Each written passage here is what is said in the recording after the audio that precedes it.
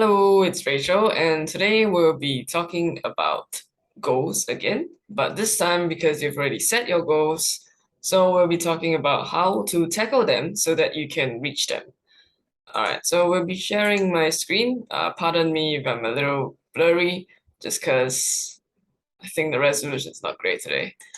Anyway, so we want to make a plan and develop the action steps. So the first thing you want to know is when you're striving towards the goals, part of my notification, you've got sacrifices that you need to make.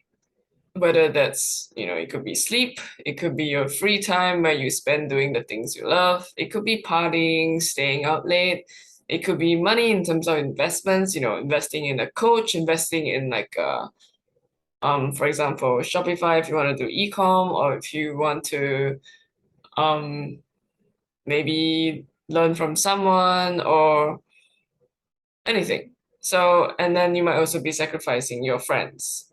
And what I mean by friends is some friends, when you reflect upon them, um, they don't really support you in the manner that you wish to be. So, for example, you might be striving towards a certain goal in, let's say, climbing up the corporate ladder, while your friends are more interested in partying or having high teas every single day. Or it could be that they're just, not interested. And when you hang out with these people, it kind of gets to you as well, where you start to slack a little bit, where you start to, accept where you are and you start to settle. And that's why you might need to, shift around the people whom you spend the most time with, because the top five people whom you spend the most time with, you'll eventually become the six. So I'll put that at the very last of my slides, but I'll get there. And there's also one more um video on friendship and also what kind of friends that you should or shouldn't be associating yourself with. All right, so what do you need to sacrifice? That's something that you need to take note of. Let's say that your goal is to become more athletic. You might need to sacrifice all the bubble teas that you love, or like all the Coke and Sprites. And you might need to, feel like you have a sore body after exercising. And those are all the things you need to sacrifice. And so going next, you want to do some planning. You could do weekly planning or daily planning. For some people, I know that they do it weekly. So on every Sunday, they'll plan for the next whole week ahead. And some people, because they're a little concerned about, the changes that could happen during the week, then they do it every night for the next day. And some people do both. Like it really depends on what works for you. But either way, you need to plan, because if you fail to plan, you plan to fail. And always, always, always have deadlines for all of your plans. So, for example, I wanted to complete 2 YouTube videos today, and that is my deadline, which is today. So, for every action step that you list down in your planning, always make sure that you have a deadline so that you know whether you're reaching the particular action step goal. And because that action step goal is the thing that's going to bring you to your eventual outcome kind of goal. So that's why you must always put deadlines on all your action steps. And therefore, you'll be able to achieve the outcome that you want to in the future, whether that's like 6 months down the road, 1 year down the road, and so on. The next part you want to do is to break down into smaller goals. So you want to use a schedule and you want to have an action plan. By breaking things down into smaller goals, for example, let's say that you want to earn $100,000 a month, and you decide to earn, this $100,000. You break it down into, let's say, every day you need to earn okay, that's a pretty bad example. $30,000 a month, every day you need $100,000. So let's say that you're selling a product that's gonna cost $100. That means you know that every single day you need to sell at least 10 units or more to be able to get to the $30,000 per month goal. And let's say that if it's in terms of fitness, then maybe you want to lose 1 kilogram each week, which is usually like the healthy range of losing weight. And by breaking it down into smaller goals, like how many calories am I gonna cut every single day? How am I gonna cut them? How am I gonna cook my stuff? Whether that's through like boiling, using methods of no oil or whatever the case is, then you have broken them down into smaller goals. And if every single day you lose maybe about 0.2 kilos, then you will definitely be on track to lose the 1 kilo at the end of the week. And you can have like a weekly or a monthly planner or even like a daily planner.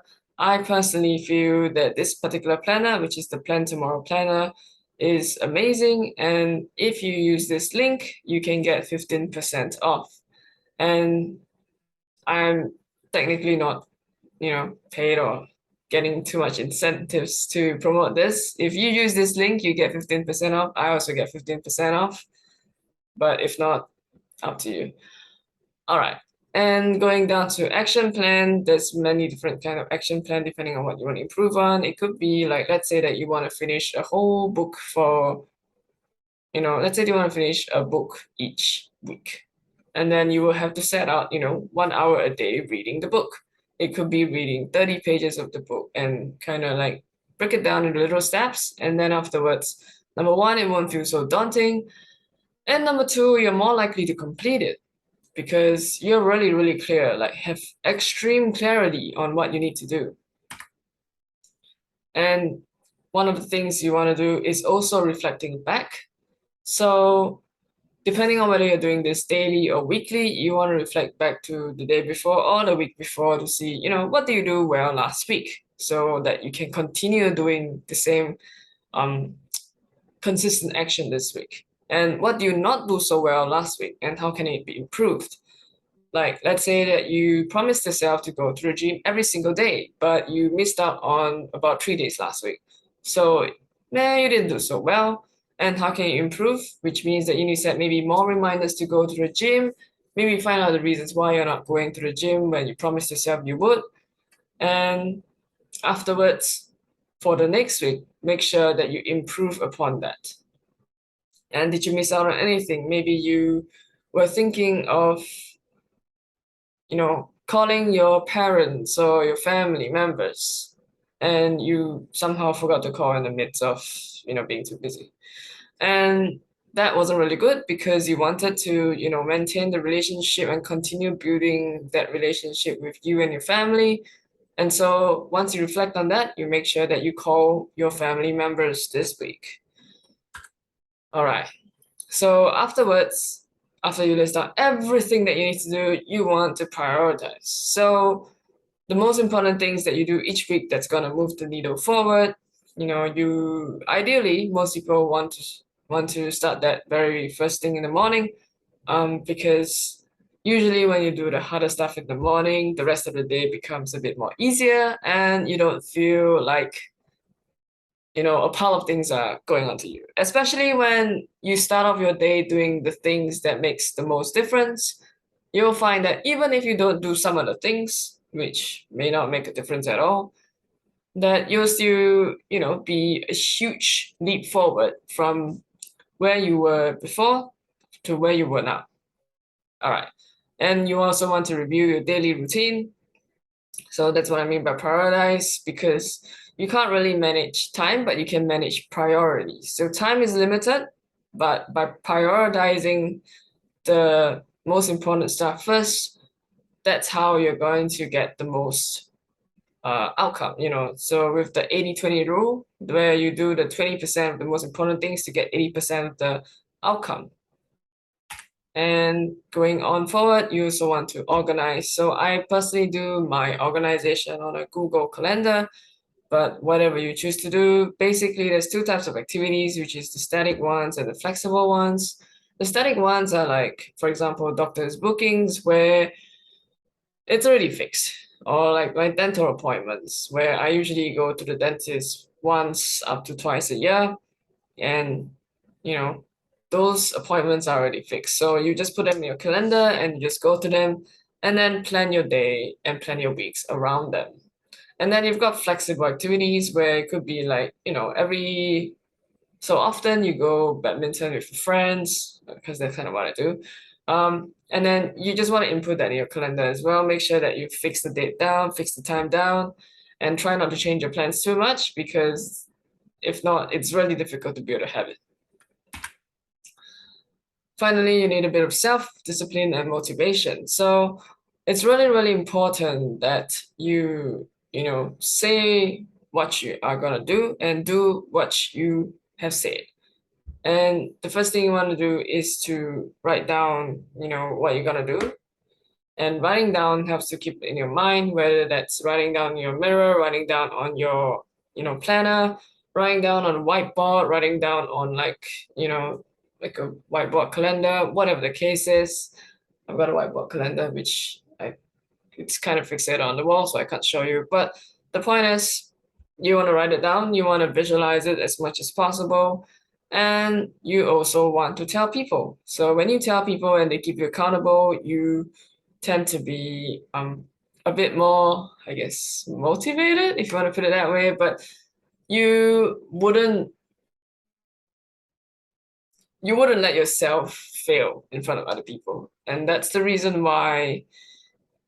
Like what I mean by fail is failing to do some like what you said you would do. So you wouldn't let yourself, you know, not do the things that you said you would do in front of other people because it makes you feel like, oh my gosh, I broke a promise to myself, those kind of things. So the idea is when you tell people they keep you accountable, you become accountable, and then that's when you do the stuff that you need to do.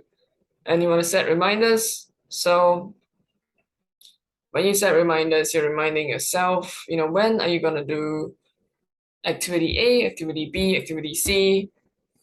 And the third thing is when shit happens, give yourself 5 minutes to express your negative emotions. So let's say that your car tire blew, or you got into a fight with your best friend, or whatever the case is.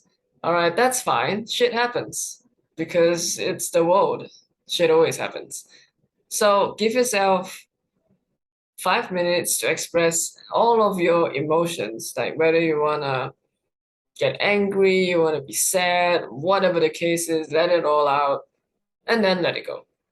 So you shouldn't spend more than 5 minutes, thinking about this issue, which probably wouldn't matter in 5 years' time. So that's the third thing. And finally, you want to have minimal or no thinking involved. By what I mean by that is, so when you get up in the morning, if you have your clothes already set out for you, you don't have to think about it, then you just wear it and go off. If you had your breakfast already thought out and planned out for you, then you just, go about your breakfast or skip your breakfast or whatever the case is. So you want to minimize the thinking involved because thinking, obviously, number one, it drains a bit of your, willpower, brain power, and it just makes people procrastinate a little bit more. A little bit more. Yep. So you want to minimize the thinking involved in your day to day. So as much as possible, stick to the same routines. And finally, what I want to give you is a 21-day challenge. So find a habit you want to make, do it consistently for 21 days. Let me know down below in the comments what you're going to do. And then you want to find an accountability partner. You want to write down your habit. You want to share that habit with your accountability partner. You want to share it with the world if are really, really determined to make it work. Just share your goal. I'm looking forward to looking at that. All right. So mine is I'll exercise daily for 30 minutes from 5:30 a.m. to 6:30 a.m. on weekdays and in the afternoon on weekends. Because that's the gym that I signed up for, which doesn't have 24 hours access, but it's a premium gym. I like it very much. Essentially, I'm just going there during the opening times. And so I'm gonna record down myself going to the gym so that I can post that here. And so you guys know that I've been going to the gym for at least 21 days in a row. All right. And That's it. So please like, subscribe, and hit the notification bell. If you want more tips on living out your best life and value-driven content, my social media links are up the top right-hand corner of the page, and enjoy a wonderful day. All right.